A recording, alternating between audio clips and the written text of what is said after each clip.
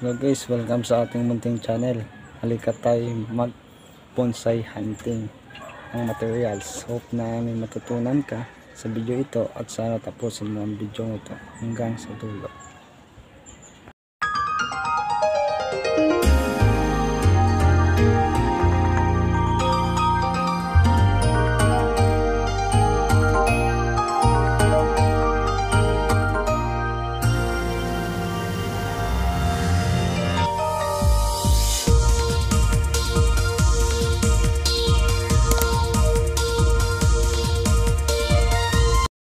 Hello guys, halika tayo mag bonsai hunting. So guys, kung nakikita nyo itong aming likuran, which is ito nyo is puro gubat at mapuno po dito.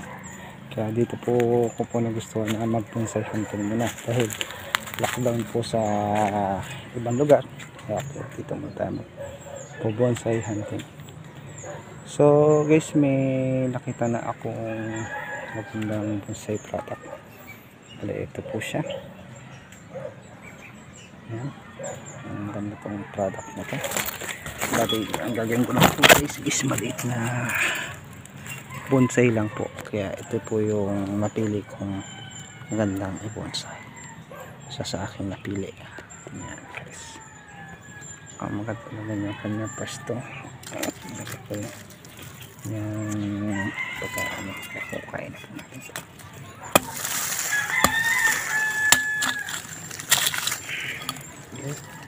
Medyo masik ang kanyang paon. Dito na po natin siya ibrahin. Saka na po siya tulis na ito.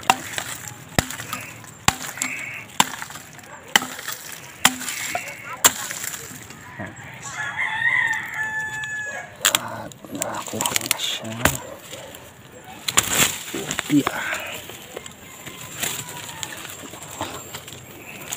Nakaisa na ako.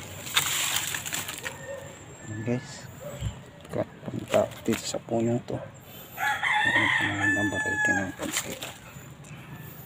Medyo maliit lang yung kinukuha natin guys para hindi nakakano sa environment natin.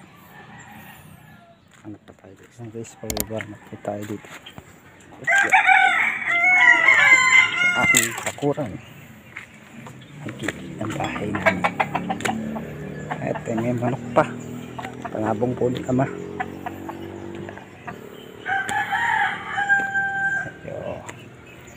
Kaya po maghanap ng bonsai materials guys, no? Depende po kasi sa quality, sa ganda ng pagkakagawa, kakaano ng kahoy. Dito na tayo. Ay, guys, medyo mataba-taba. Hindi natin makuha.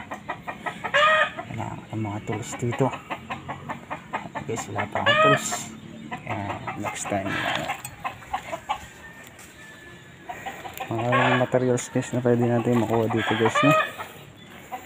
Susunod na lang siguro yung iba.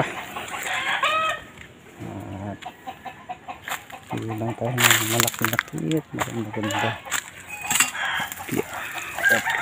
Ito ang maganda itong branches na ito. Ito tinatawag na sandpaper 3 o asper. Tinatawag na asper. Maganda yung pagkakahubog nito.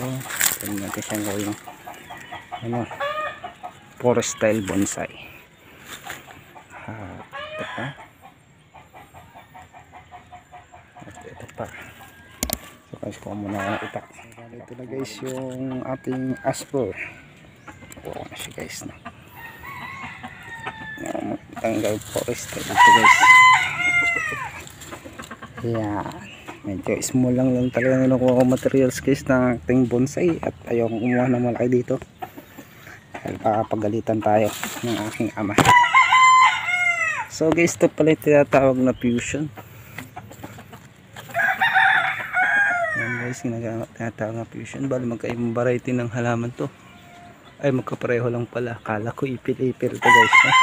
So guys, di ko rin alam tawag dito sa halaman na to. Yan, nakikita nyo is nag-fuse na silang dalawa. Yan. So guys, maganda din gawing bonsai itong isang to. Hindi ko muna kukunin nyo yan.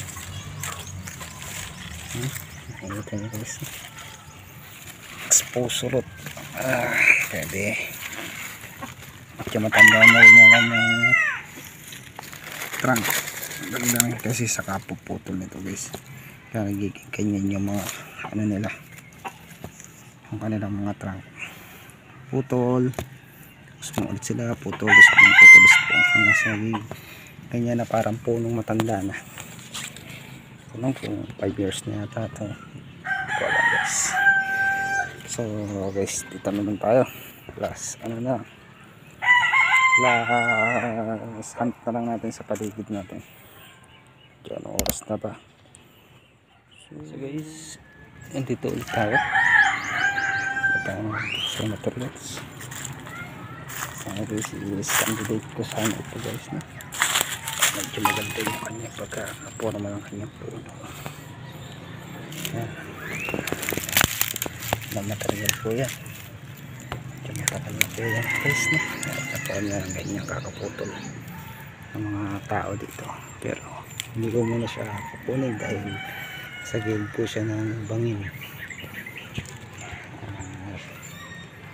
Alanganin po ito. Hindi ko po alam kung anong tawag dito sa puno ito, kaya pagkira muna ito.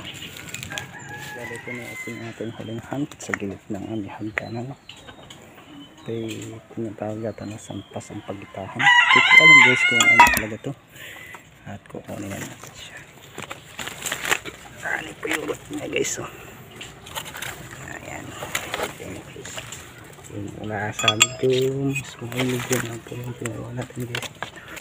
At kukunin na ito siya. Okay. Yes.